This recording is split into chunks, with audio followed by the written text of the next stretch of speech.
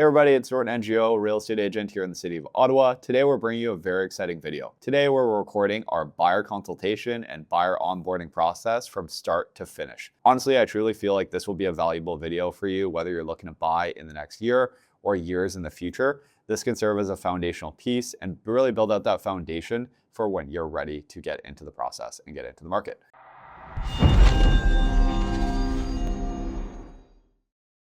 So let's get into it. In terms of agenda today, we're gonna go through a bit of an Ottawa real estate market update from a high level, 360 degrees looking at the market. Then we're gonna look into an in-depth explanation of kind of the buying process from start to finish, a recipe that we really kind of refined and found success with our clients in terms of what the steps include and what the due diligence looks like. Number 3 will be an explanation of the real estate paperwork, the forms and the documentation that's involved in the process, an explanation of what I call the 1 to 10 analogy, and a couple case studies and what we would typically do with a few of our clients, or for all of our clients as we're onboarding. And yeah, let's get into it. So here we are in March 2026. We just got our data for what would be the month of February 2026, as it's a month lagging behind the data that we receive. But let's get into it. Let's look at some of the key metrics I want us to focus on here. So the first one I want us to really look at and narrow in on is months of inventory. So essentially, if we think about it from a high level, it's how long would it take to absorb the existing inventory on the market, right? So if we look at right here, we have 3.8 months of inventory, right? And this is as of February 2026 data. What I really want, and I educate with our buyers, is looking back at, the various different markets that we've been through, right? So if we look at COVID times, we're at 0.6 months of inventory in the residential market, right? So a very tight seller's market and not much in terms of inventory and options. I kind of give that musical chairs analogy, right? So you really think about it, how many chairs are there relative to the willing participants in the market? If we look at the last couple of years, February 2023, 2.5, and then last year was 3.1. So evidently we've increased in terms of inventory available in the marketplace. And that will be a very key metric for us in terms of what we're looking at as we head into the spring market. Last year, I would say we had a bit of a delayed spring market. As we approached, there was a little bit of uncertainty regarding interest rates, where they're going to be cutting further. Buyers were on the sidelines and really kind of waiting on making decisions regarding that. So something to factor in as we approach the next couple of months, how will inventory be absorbed? And that will lead us into the second key metric that I want us to look at. In terms of activity, so February 2026, we saw 780 sales in that month. Relative to the last couple of years, we're certainly down. So if we look at last year, in terms of, like we said, we had a bit of a delayed market, and even still, we were down on sales volume, if you will, 6.8% over last year and 12% over 2024, which is a stat that's definitely noteworthy, very noteworthy in terms of how will that correlate relative to the inventory on market, and will it get consumed, or are we going to add to our months of inventory, creating more options for buyers and ultimately adding to the supply, which could put downward pressure on prices. So we'll see. That'll be an interesting metric to watch there. The last metric I want us to focus on is median days on market. So as of February 26, we're looking at 24 days was the median days on market. And you know what? I would say that's rather healthy. If we look back to gone are the days when homes are sold in 5 or 6 days, and you know what? The consumer is confused as to what happened. It sold firm right away. The reality is was it priced correctly, right? How does it show? These are key factors to really look at in terms of where it's totally normal for a house to be on the market for, a month. Things happen if it was not priced correctly, as an example. The reality is it can be on market longer as well. So what I'll leave all of our buyers with in terms of the market as of right now, the reality is choice. There's lots of choice out there. There's inventory, whether you're looking in the burbs or looking in the city. It could very well be 2 different searches. Say we have 2 buyers that are actively looking at the exact same time. Say one's in the city, one's in suburbia. It's a tale of multiple different markets, right? So it's very important to hyper-focus on the certain neighborhood in which you're focused on and where your home search is commencing. So the tale of the market is there's choice depending where you're looking at. And you know what? It's fully normal that we'll have buyers that see a property. They might be able to bring their family, might be able to book a second walkthrough, right? That's the beauty of the market today, with conditions that are included in your offers as well. So that's kind of a 360 snapshot of the market. And then let's get into our process here as well. In terms of the process, so this is the exact blueprint and the exact document that we use for all of our clients when we're onboarding them during our buyer consultation. This is our buyer introduction. It's what we've refined over multiple different years of working with many buyers and sellers every single year, and especially first-time home buyers. This I found is a good blueprint for people to really set the stage and really understand in 8 simple steps how the home buying process goes about. So in terms of a little bit about myself, my name is Norton. I'm born and raised here in the city of Ottawa. I went to university here as well, graduated from their economics program, and jumped right into real estate. So over the last couple of years, I've really refined a bit of a process, and we've really focused on working with first-time home buyers here in the city, whether that be friends, family that have evolved and worked their way up into getting into the real estate market. And it's really, I would say, served as a bit of a blueprint that I look to implement, and why we're putting this video out is to really show our process to the public as well. So behind this presentation, I truly feel that in today's day and age, 2026, information is not what the value add is, if you will, right? If we think back to perhaps when our parents bought properties, it was more of an era where information was sheltered.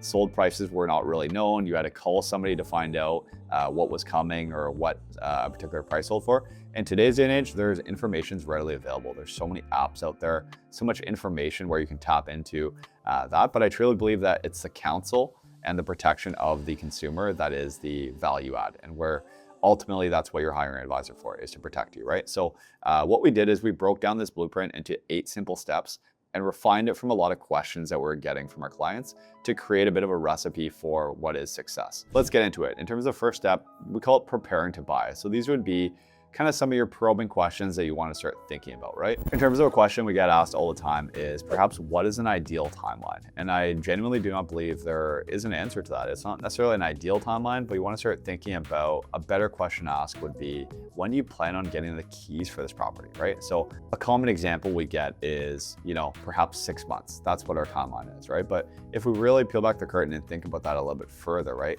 6 months. Right now it's March of 2026. So we got March, April, May, June, July, August of 2026 would be 6 months timeline, right? But the difference between somebody buying a property in 6 months or getting the keys in 6 months is very, very different, right? If you're looking to get the keys for that property within the next 6 months, it means that you're likely transacting in the next 0 to call it 3 months and change, if it is a 30, 60, 90 type of closing, right? So something to factor in is, what is your timeline? You want to think about, when would I want to get the keys for this property? In terms of who will be involved in the decision-making process. So what I say to that is, you want to start thinking about what I would deem as your board of directors and who you want as involved in the process. So I kind of split it into 2 different processes, right? So both from a financial point of view and a personal point of view. So in terms of financial, you want to think about, is there any other parties that will be party to the transaction? We're talking co-signers, other members that will be contributing towards a down payment or financially in some capacity, whether that be a gift as well. On the other side, I would say from the personal standpoint, right? Who do you want to involve? I use that example of the board of directors. Whose opinion do you want to value throughout this process? And really, I would give the example, sometimes too many chefs in the kitchen can make it so confusing, right? You got somebody that you truly value their opinion. It can be a friend, can be a coworker. You value their opinion, and maybe they have opposite views or a different view on a certain property that you love. It can really get confusing and play with the emotions as well. So I give clients the counsel of, you want to advise and really start thinking about, who do you want to involve as your board of directors throughout the process. In terms of your current job situation, right? You want to start thinking about, nobody makes a big financial commitment such as buying a house without clear employment stability and an established permanent position, and something that you're confident moving forward, and you're setting yourself up for success in that vein. In terms of currently renting or have a lease, right? You want to start thinking about this relative to timeline, right? Are you in a lease where you have to serve that 60 days notice, right? I say to clients that if you're renting, you really have that ace of spades, right? You have that ace of spades in terms of where timeline you're able to cross over, you're able to have that perhaps overlap of your existing rental. So you're not tied all to one day where your property is sold, and then it's all coming down to a one day, right? So I say to clients that example would be, yes, I understand in some cases maybe you're paying on both sides, like maybe the remaining balance of your existing lease and then the new property, but I really do believe that that overlap and that peace of mind will be worth it in the long haul as well. Step number 2 is getting your finances in order, right? So I often say to clients is that by the end of the process, if we have an opportunity to work together, there should never be a scenario where you're thinking, you know what, Norton, you didn't tell me that. There was a surprise that occurred throughout the process. So that's something that we really pride ourselves on as no surprises throughout this process, right? You want to establish a working relationship with a mortgage professional, whether that be on the broker channel or on the bank or your financial institution. And really, they're going to break down the finances in terms of what your purchasing power is going to look like, right? What does your qualification look like? A general rule of thumb, of course, best to consult a mortgage professional, but a general rule of thumb is that 4 times your income is a general benchmark of what you're able to qualify for, right? So running the numbers on that vein. In terms of determining your price range, I always use that kind of age-old saying is that just because you're given $1 doesn't mean you necessarily have to spend that $1 as well, right? Understanding that everybody's tied to a certain budget, but say your pre-approval is in that 500 range, right? Maybe here's what 500K gets you, but maybe we bought something a little bit less. What does that look like, right? What type of product does that align us with? And does that fit your real estate needs as well? In terms of understanding additional costs, something to factor in if we go back to what I mentioned a couple of minutes ago, in terms of no surprises, you really want to understand what your costs that you're going to incur are, right? So understanding what your home inspection is going to cost, right? So this is a cash expense upon purchasing the property. Your home inspections are going to range in that I would call it 700 to 800 and change is a general benchmark. It's ironic because a couple of years ago, home inspections were in that $500 range, but typically in that $700 to $800 is a safe budget of understanding what your additional costs might be. Number 2, legal fees. In terms of lawyers, I truly believe that there is a happy median. You don't necessarily need the most expensive lawyer in the city. You don't need Harvey, but there is a balance between having somebody that's in your corner and has a vested interest in your transaction to protect you. Real estate, we always say is, you know what, it's not a problem until it's a problem. Until there's a legitimate real estate problem that occurs throughout the transaction and it's not rosy and you need somebody that's there to advocate on your behalf and truly fight to get the solution to your problem as well. In terms of land transfer tax, that will take up the largest portion of your closing expenses. Let's use a round example about $500,000. You're looking at approximately $6,475, generally speaking, in terms of land transfer tax. So within that, as a prospective first-time homebuyer, you're looking at a $4,000 credit provided by the federal government, and this is applied as a credit on closing to offset that. So let's use that example of $500,000. You're looking at about $6,475 in change as the total land transfer tax, less that $4,000 credit. Prospective buyer would be looking at about $2,000, north of $2,000 in change for land transfer tax out of pocket, right? In terms of granular level, you're looking at approximately a round number would be about 2% to 2.25% of your purchase price in closing costs as a total would be a safe budget. And I always tell people, I'd rather tell you 2% in change and actually be in that 1.5, 1.8% in change as a safe budget towards putting that money aside for your closing costs as well. In terms of working with a real estate advisor, I tell it very transparently, there's a lot of us. There's over 4,000 real estate agents in the city of Ottawa. You want to get multiple opinions. I truly do pride myself and I encourage our clients that are meeting with us, speak with somebody else. Everybody else's process is a little bit different and allows you as a consumer to really understand a little bit about whose process is more aligned with you and ultimately what they bring to the table. That is the true key, is what do they bring to the table, right? If you're just opening the door and you know what, that's the bathroom, that's the kitchen, they're not bringing any value to the process, right? They're not contributing in terms of protecting you or adding any legitimate value to the process or transaction as well, right? I do believe there is a 3-step approach in terms of evaluating your mortgage professional, your financial advisor, your realtor, and your lawyer. So these 4 professionals that you might meet throughout your home buying process, you should evaluate them based off a 3-step system. So the 3-step system would be, number 1, honestly, it's a bit of a gut feeling right away. You'll know very, very, very quickly once you meet with them, but what is their knowledge like in the space? Like day to day, do they feel like they're understanding, they have a strong understanding of the market and can advise you based off the questions they're asking and their knowledge base as number 1.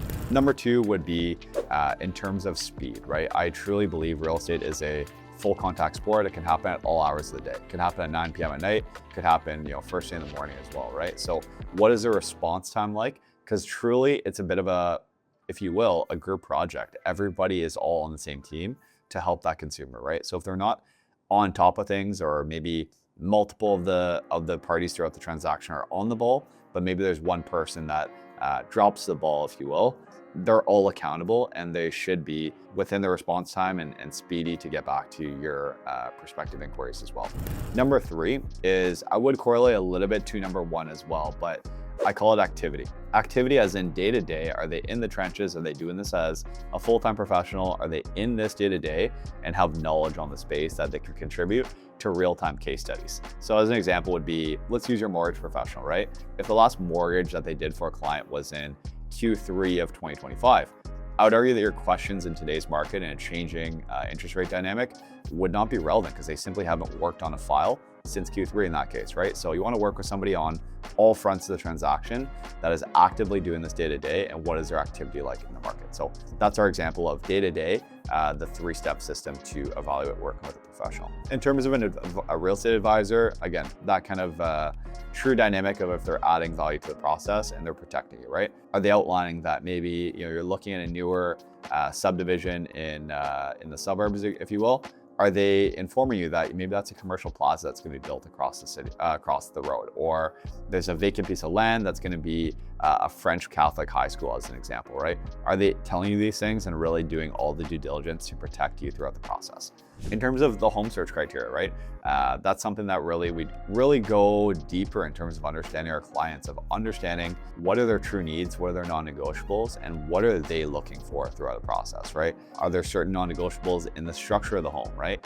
Are there non-negotiables in terms of the neighborhood, the 1 to 3, maybe a top 3, top 5 neighborhoods that they're looking for? And what are any concessions that we're open to making? And let's put that in line with the non-negotiables that they've established and really outline a bit of a game plan to find that product that they're looking for throughout the process as well. So step number 5 would be that house hunting process. This is the fun part of the transaction, right? You've narrowed down, you have your criteria set, you have your home search portal set, you're actively browsing on realtor.ca, and that's where your agent's gonna book your viewings for you, right? So they're gonna, oftentimes with our clients, we set that group chat up, have that open lines of communication and dialogue, and we're establishing what properties we're looking to visit with our clients, right? Throughout that first, I'd call it first phase of the discovery phase, if you will, there might be 2, 3, 4 viewings, you know what, booked at a time, in various different pockets, right? I give the example that you might start fishing in a lake or a pond, but throughout the process as it evolves here, we're really gonna hyper focus and narrow in on, at the end of the day, it should be in a very niche area that you've narrowed down on. What are your true criteria and what is your non-negotiables that you establish? By in a lot of cases, you're gonna establish what your true ideal neighborhood lies as well. Communicating with a real estate agent and shortlisting your true options, right? So that's kind of where I'm gonna chime in here and give you guys the example of our 1 to 10. So 1 to 10 is if we have an opportunity to work together for all of our clients, after we view a certain property, we're gonna ask them to really think about it a little bit further. I want you to rate this property from 1 to 10, but you can't pick 7. 7 is not an option in this case. The rationale behind that is if it's a 1 to 6 respectfully rating, then we never need to think about that property ever again. It goes back into outer space, if you will, and you know what? You shouldn't be settling for a property. You're buying a house for multiple hundreds of thousands of dollars. You shouldn't be settling on the type of product that you're looking for. The rationale behind that is if it's an 8 and above, we're not telling you to buy the property, but let's start asking more questions, right? Is there an opportunity to visit again, maybe with friends and family, your board of directors, if you will, right? Is there questions to be asked in terms of the updates, the major updates of the home and what was done to the property, right? Let's ask further questions and really evaluate this from a more detailed lens, if you will. So that 1 to 10 analogy, but you can't pick 7 is a principle that we've really kind of established with our clients. Further to that, usually following this onboarding process, what we'll do with our clients is that once we shortlist the criteria and the areas in which we're looking at, we're gonna send them 8 to 10 properties, and you're gonna be able to having it through a link, and you're gonna see the sold price as well as the photos to the property. So within that, we're telling our clients that I want you to rate a few of these properties using that same 1 to 10 analogy. And also, very simply, black and white. We'll ask them, knowing the information you have, the sold price and the photos, and you can see the property, would this have been something that you would consider buying, right? Is this a product that maybe you would have bought as well? That's something that we really believe serves as a bit of a guiding principle and something that really sets them up for success as well. In terms of drafting an offer, so we're gonna share our screen here in terms of the paperwork that's involved throughout the home buying process. Oftentimes you'll hear a consumer say, I put in an offer or an offer was submitted. This is what would be deemed an offer, if you will. This is Ontario Form 100. This is an agreement of purchase and sale here in Ontario, right? So I would say the first quarter of this page, you're looking at, for example, the legal elements of the parties to the transaction, right? So you got the buyer, you got the seller. In this case, you got the address. So we'll use 123 Main Street as an example. It fronts onto a particular direction, so orientation, let's say north side of a particular street, so side of Main Street. In the city of Ottawa, having a frontage and a depth, so that's the lot dimensions of the property. more or less, let's use 50 by 100, a frontage of 50, less a depth of 100, and legally described as. So that will correlate to in Ottawa as an example. Let's use the example. Every property will have a legal description to the property. So maybe it's lot 12, parcel 4, etc., and it outlines maybe any potential easements or factors to consider about that lot in particular, or anything perhaps out of the ordinary or particular about that property as well.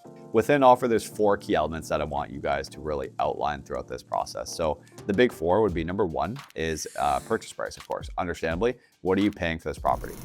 If we're doing this in person, what I would tell our clients to write would be CMA. This is an example of what is actually understanding the dynamics of what did this particular seller buy this property for, right? What are the moving pieces of how are homes in the neighborhood performing? What have other ones sold for in the last 30, 60, 90 days? And then let's zoom out a little bit further, right? Let's understand the true rationale behind their pricing and why they priced it and what do we want to put forth as an offer. So on every subject property that you guys are interested in, we're going to do what's called the comparative market analysis for any property. Number 2 will be deposit. So deposit will be due within 24 hours. So I'd write 24 hours beside this. And this is a deposit that is, call it as a good faith money. Good faith money that's going to go towards the transaction and ultimately your down payment, but it's a refundable deposit depending on how the next phase of the transaction unfolds.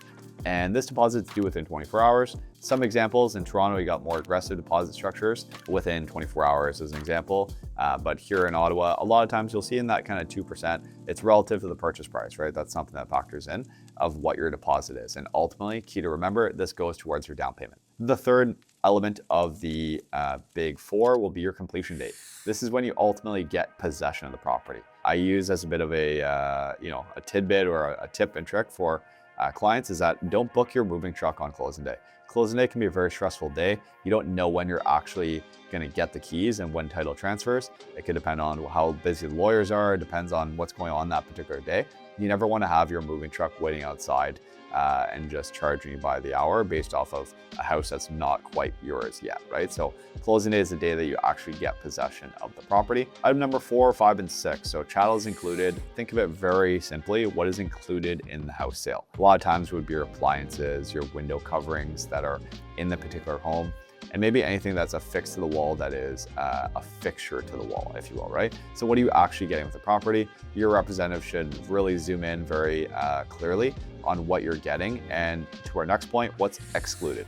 What's not coming with the property? So let's think of things like maybe a particular European light fixture that was sentimental value, or in the basement, maybe it's a home projector system.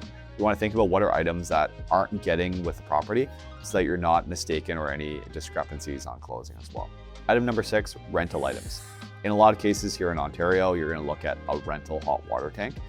So you'll see HWT as a very common abbreviation. This stands for hot water tank. It comes at a monthly rental rate, $30, $60 a month and change. There's 2 different types of hot water tanks. You got your on-demand hot water tanks, as well as your traditional cylinder hot water tank that stores water. Difference is the newer ones are a little bit more expensive, and that's a factor to consider that you as the buyer will be assuming this rental contract. Item number 7, HST is included in the sale, so you're not paying, call it $500,000 plus 13% HST. That'd be a lot of money, so it's baked into the price. Title search, this is typically done 2 weeks before closing. So 2 weeks before closing, your lawyer is going to verify that there's no outstanding liens or deficiencies on title. I use an example to clients would be think of it as a credit check on the property. Is there any outstanding debts? Did they hire somebody to do some renovations and work but didn't pay them, right? Are there any liens or discrepancies on title? These are all pre-printed clauses throughout the agreement, and any prospective buyer will be signing these documents electronically via DocuSign, which is an electronic signature platform. And I always tell clients that if there's anything that throughout this agreement you don't understand, your representative should be able to explain this to you in clear detail and make sure you're an educated home buyer before you're signing on the dotted line. The Schedule A, so this is where you're going to find acknowledgements throughout the agreement. So common acknowledgements would be, in this case, for example, you're looking at, the buyer agrees to have the property, clean before closing. There's no leftover items throughout it. The legal term would be broom swept, as in it's, there's no outstanding, clearly defined messes throughout the property. And other common acknowledgements you might see would be, for example, the buyer agrees to leave any plans or surveys or any specific details for the property that they have. But what we're going to really focus on today is not necessarily the acknowledgements that will be throughout an agreement, but the typical conditions. So it's a very big word that we heard oftentimes throughout the last couple of years were conditions, right? So think about it very clearly and very simply as the buyer agrees to purchase this property depending on, subject to, certain items to be fulfilled. So think of it very clearly would be the seller is looking for clarity, right? They're looking for clarity on if you as a consumer is going to buy this property. So if we think about it a little bit further, would be typically your conditions would be upon financing, obtaining successful financing, typically conditional upon the inspection of a subject property to your needs and to your desires. And then one that might be put into the agreement as well would be insurance, right? Insurance, maybe it's a certain property that's close to water or in a floodplain, right? Maybe you want to establish that you'll be able to obtain insurance for the property as well. Within this, I typically outline to clients, it's that 5 to 7 business day conditional period is very common. And then what I often have our clients illustrate throughout the bottom of our agreement here so that we're understanding this very clearly is that I set the expectation for our clients that, you know what, I want you to split the page in 3 different scenarios, right? So the first one would be monetary. Again, you're hiring this said inspector, you're paying them multiple hundreds of dollars to inspect the property. They most definitely certainly will find something. So it's more a matter of how do we divide and classify these type of findings throughout the property. You never go into a property wanting to find deficiencies, but the reality is if we set the expectation, there will be items throughout. So the first column will be something that's more monetarily, right? So monetary solved solutions, maybe like certain things like plumbing, or maybe you have your inspector go in the attic and there's deficiencies within the insulation. Maybe you get, in this case, would usually trigger the evaluation by a third-party professional, such as a contractor, to provide you educated estimates to what this might cost. And in some cases, there might be an amendment to the price. There might be an adjustment to the price based off of the findings from the inspection, and this would be deemed as category 1 monetarily. Number 2 would be something that I call service-based request to our clients. So this might be something that is in particular as, let's use an example. Maybe the seller agrees to patch and repaint certain holes in the wall that were made by the seller, right? So it would be written in the agreement as seller agrees to patch and repaint subject holes in the wall in the primary bedroom and bathroom at the seller's own cost prior to closing, and agrees to provide photos or paid invoices as an example. This is more of a service-based request. Number 3, I put it very black and white to our clients, is that it's a big red flag and it's something that I wouldn't buy, therefore I don't advise you to buy. Very common, your home inspection would classify under one of those first 2 categories, if you will, but I like to set the expectation with our clients that, you're doing an inspection, there will be findings, and how do we classify them? So that's more the paperwork side. As I mentioned to our clients, that's something that we really pride ourselves on, is that you should understand what you're signing and what you're getting yourself into. The last item we had on our agenda was that 1 to 10 analogy. As an example, it's that 1 to 10, but you cannot pick 7.